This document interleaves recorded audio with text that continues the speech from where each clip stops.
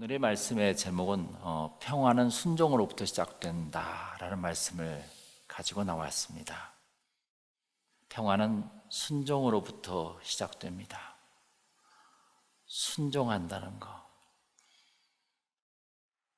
하나님의 은혜 속에서 내가 내 고집을 끊고 순종한다는 것. 참으로 중요한 것입니다. 오늘은 평화의 촛불이 타오르고 있습니다. 예수님이 부활하시어 제자들에게 나타나셔서 하신 인사가 뭔지 압니까?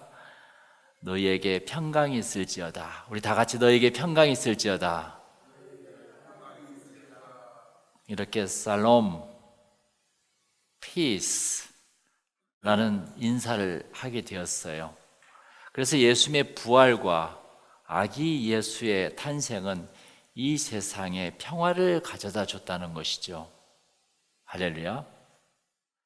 오늘 주보에 보면은 그 말씀이 쓰여 있습니다. 지극히 높은 곳에서는 하나님께 영광이요 땅에서는 하나님이 기뻐하시는 사람들 중에 평화로다, 이렇게 말씀했습니다. 오늘 본문에 마리아라는 처녀가 나옵니다. 그래서 예수님의 탄생 소식을 가장 먼저 들은 사람이 바로 마리아예요. 누구보다도. 인간의 생명은 남자 아담으로부터 시작되었고요. 인간의 진짜 사랑은 이 여자 메리, 마리아를 통해서 시작됩니다. 마리아는 예수의 탄생, 십자가의 죽음, 부활의 현장에서도 떠나지 않고 함께했던 순종과 사랑의 여인이었었어요. 그렇죠? 그 순종으로 이 세상에 평화가 들어오게 된다는 것입니다. 내가 순종하면 평화로워져요. 내가 순종하면 가정도 평화로워지고 교회도 평화로워지고 세상도 평화로워지는 것입니다. 그러나 내가 불순종하면 전쟁이 일어나기 시작해요. 교회가 깨져나가고 가정이 깨져나가고 이 사회가 전쟁 속에서 이데올로기를 맡게 되는 것입니다. 그래서 우리가 마리아를 통해서 배울 수 있는 것은 순종이에요. 내가 순종하니까 평화가 오는구나. 할렐루야.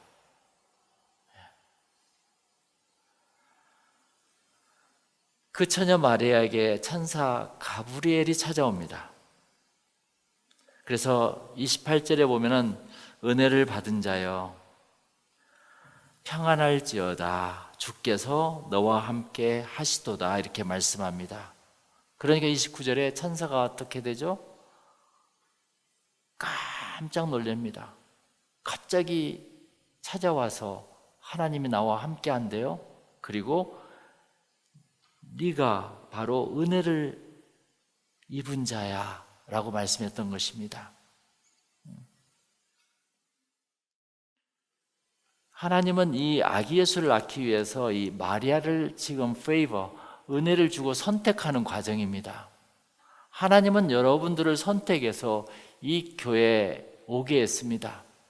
그랬을 때 오늘 우리 정 목사의 말씀대로 우리가 할 수 있는 것이 무엇인가를 우리는 찾아봐야 됩니다.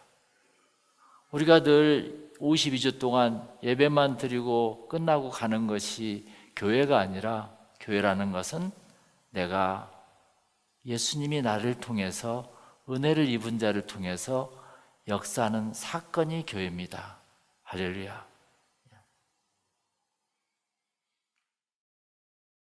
그래서 그 처녀는 사실 하나님이 선택한 마리아는 어떤 사람인가 하니 보니까 예루살렘도 아닌 아주 평판이 안 좋은 갈릴리 나사렛이라는 시골의 순박한 처녀였다는 것이었어요. 그녀는 대제사장 가문도 아니고 그냥 평범한 한 사람이었었어요. 게다가 요셉과 정혼한 여인이었었습니다. 그러나 하나님은 자격이 없는 그녀를 선택하셨었어요. 이게 바로 은혜라는 것입니다. 그래서 마리아가 특별해서 은혜를 받은 것이 아니라 은혜를 받았기에 특별해지는 것입니다. 할렐루야. 그래서 28절에 보면은 은혜를 받은 자여 평안할지어다 이런 말씀이 나와요. 그렇죠? 이게 바로 하나님의 은혜예요. 은혜를 받은 자여 평안할지어다. 우리가 사실 교회를 세울 만큼 특별한 사람이 아니었습니다. 그러나 우리를 통해서 파사데나에 예수 사랑교회를 세우고 계시는 것입니다. 이게 바로 하나님의 페이버예요. 은혜입니다. 할렐루야. 우리들을 모든 사람들은 은혜를 입은 자들이라는 것이죠. 이렇게 인간의 선택의 기준과 하나님의 선택의 기준은 굉장히 다릅니다. 하나님이 이 처녀 마리아를 선택하셨다면 그 선택이 옳은 것이에요. 하나님이 우리들을 들어 쓰셨다면 그 선택이 옳은 것입니다. 그래서 우리들은 어떤 중요한 일을 결정하기 전에 항상 기도해야 돼요. 우리들의 삶 가운데 그 결정의 기준이 하나님과 우리가 너무 생각이 다르기 때문에, 그래서 하나님의 뜻으로 변화되기를 축원합니다. 할렐루야. 가브리엘 천사는 마리아에게 더 놀라운 소식을 전합니다. 그게 오늘 30절 31절이에요. 우리 다 같이 읽겠습니다. 천사가 이르되 마리아여 무서워하지 말라. 내가 하나님께 은혜를 입었느니라. 보라 내가 잉태하여 아들을 낳으리니 그 이름을 예수라 하라. 이렇게 말씀합니다. 그러니까 마리아가 어떻게 됐죠? 마리아가 천사에게 말하되 34절을 뛰어넘어 봅시다. 나는 남자를 알지 못하니 어찌 이 일이 있으리까? 이렇게 말합니다. 놀라운 마리아의 백치미가 얼마나 아름다운지 모릅니다. 사실. 은혜는 정결을 통해서 옵니다. 하나님은 청결하고 순수한 사랑을 하고 있는 마리아를 찾아오신 것입니다. 저는 이 구절을 참 수없이 반복해서 읽어봤었어요. 34절을 나는 남자를 알지 못하니 어찌 이 일이 있으리까. 참 이 부분을 계속 읽고 반복해서 읽다 보니까 눈물이 나오더라고요. 이민 생활 속에서 순수함을 상실해 가는 내 자신을 바라보게 됩니다. 깨끗한 마리아를 보면서, 예수의 어머니 마리아를 보면서 느끼는 것은 그거예요. 참으로 순수함을 상실해 가고 있구나. 사람들은. 하나님은 우리의 순수한 마음을 터치하십니다. 하나님은 나의 정결한 영혼을 만지고 계시는 것입니다. 사람들은 시온성, 예루살렘, 제사장 가문, 황태자의 약혼녀가 거룩한 것으로 여깁니다. 그래서 막 방송에 나오면 와 막 하고 난리를 칩니다. 그러나 하나님이 보신 가장 거룩한 사람은 요셉의 약혼녀 마리아였다는 것입니다. 할렐루야. 여러분이었다는 것입니다. 가브리엘 천사는 두려움 속에 있는 처녀 마리아를 설득합니다. 깜짝 놀란 그 마리아를 35절에 보면은 천사가 대답하이르되 성령이 내게 임하시고 지극히 높으신 이의 능력이 너를 덮으시리니 이름으로 나실 바 거룩한 이는 하나님의 아들이라 일컬어지리라. 보라 너의 친족 엘리사벳도 늙어서 아들을 배었느니라.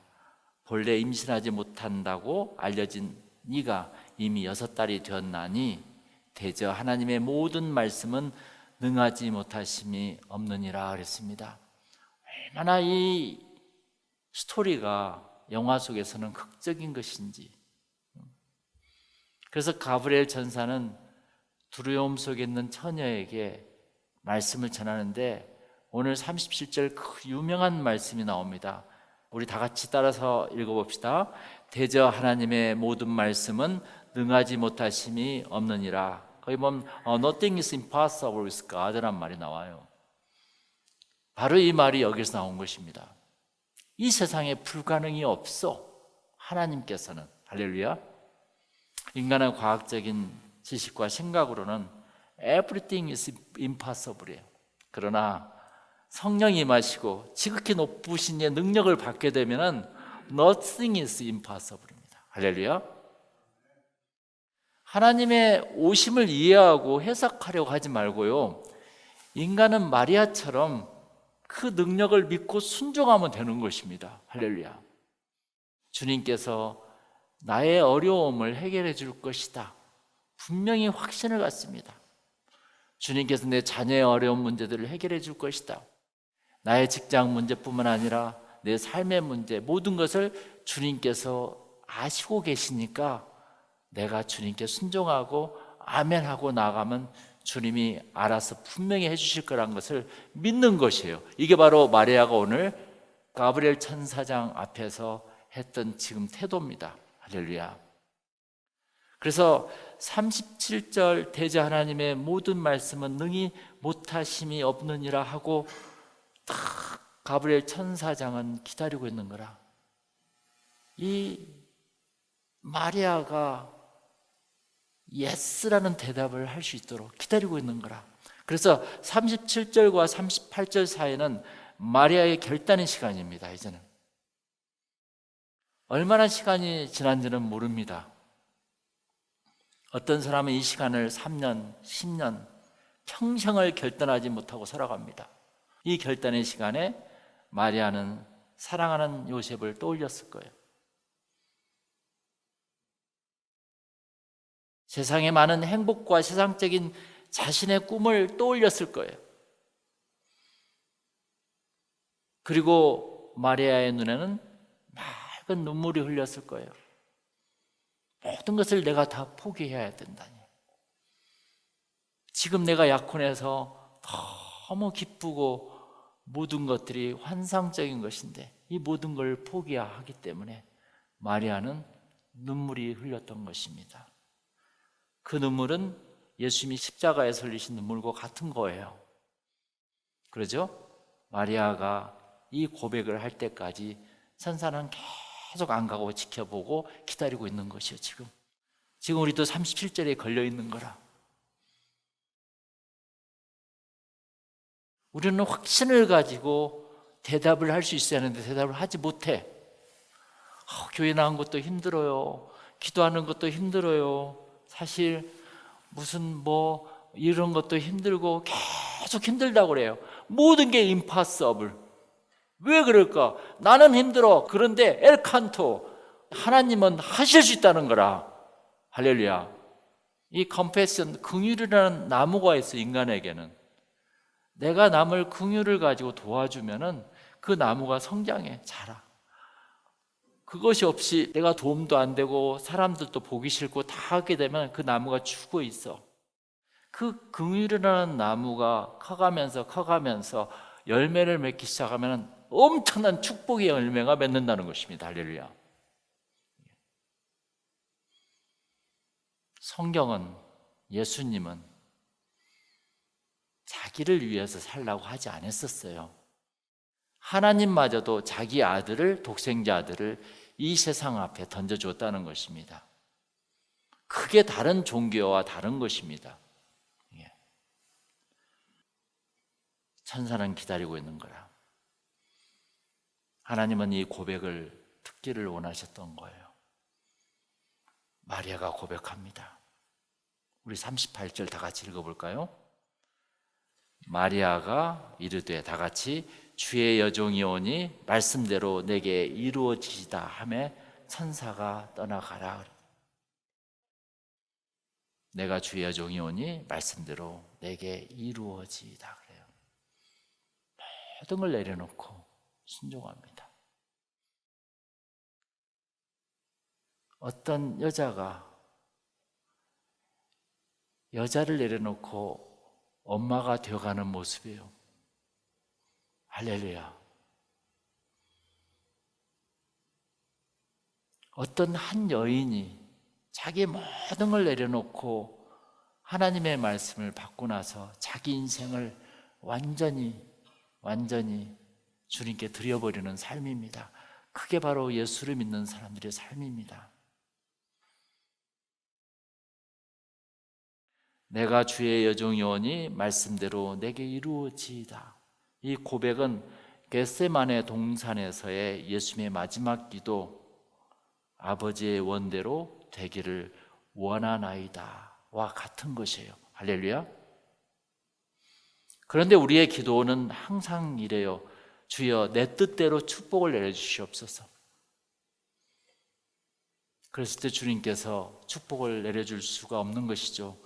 마리아는 하나님의 뜻에 순종합니다. 그게 축복의 첫 번째 단계입니다. 내가 순종하면은, 제가 지난주도 그랬잖아요. 내 자녀들이 잘 된다고요. 내 주위가 잘 된다고요. 나를 보고 그 회사를 하나님께서 큰 은혜를 준다고요. 그게 기독교이냐, 그게 크리스찬이냐, 그게 인간의 꽃이라는 것입니다.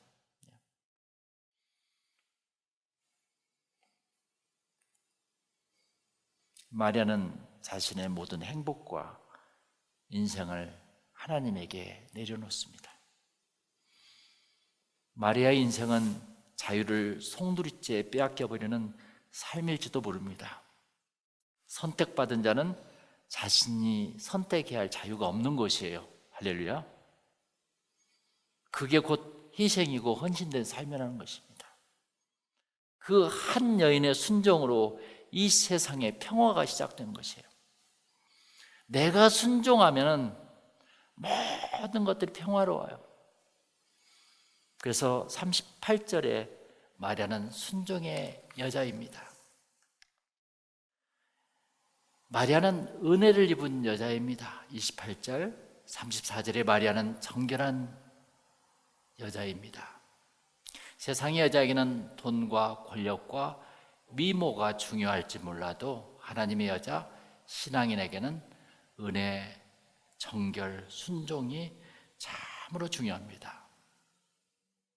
그러한 마리아를 통해서 하나님의 아들 예수님이 탄생한 거죠. 오늘 누가복음 2장 14절에 지극히 높은 곳에서는 하나님께 영광이요 땅에서는 하나님이 기뻐하시는 사람들 중에 평화로다라고 말씀합니다. 내가 믿고 순종하면 그곳에 평화가 시작됩니다. 2023년도 크리스마스 날에는 아기 예수가 베들레헴의 구유가 아니라 예수 사랑교회 교우님들 안에 다시 태어나기를 축원합니다. 할렐루야. 우리 다 같이 38절 읽겠습니다. 마리아가 이르되 주의 여종이오니 말씀대로 내게 이루어지이다 하매 천사가 떠나가니라. 이러한 고백이 우리들에게도 일어나기를 축원합니다. 할렐루야.